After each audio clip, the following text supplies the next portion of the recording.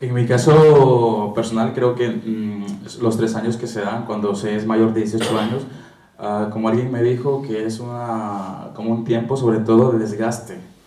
Porque tuve la fortuna, bueno, soy el hermano mayor, pero fui el último que llegué aquí. Mi hermano, que es el que me sigue, tiene 9 años de estar aquí, luego mi hermana tiene 5 o 6 años, yo recién tengo 2 años. Entonces, ¿qué pasa? Comparto eso porque es un desgaste. A ver, ahora en febrero empiezo los 3 años, entonces en teoría empezaría mi regularización. ¿Qué pasa?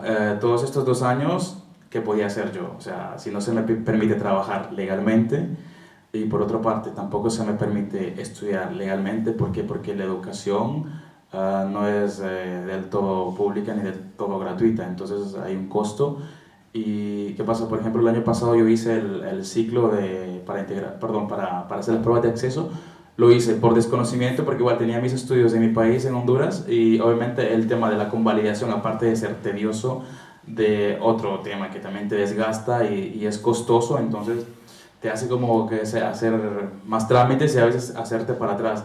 Hice el curso este, pero sin necesidad porque no sabía que podía hacer mi bachillerato y hay clases de la universidad y cosas así. Pero igual, la sorpresa me da que cuando yo termine el grado superior y todo, que me gustó, fue una buena experiencia en la Escuela de Adultos en Girona.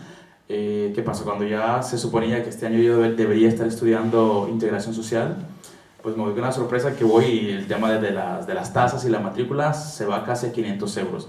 A ver, la mayoría de las familias que se vienen para acá, sobre todo las latinoamericanas, van a ser monoparentales, más de dos hijos. Entonces, ¿qué pasa? A ver, mis hermanos ahora están trabajando, pero le digo a mi madre, ocupo 500 euros para las clases, o sea, para la matrícula. A ver, yo no puedo trabajar porque no se me permite. Me han ofrecido puestos de trabajo, pero no puedo porque no estoy legalmente viviendo aquí.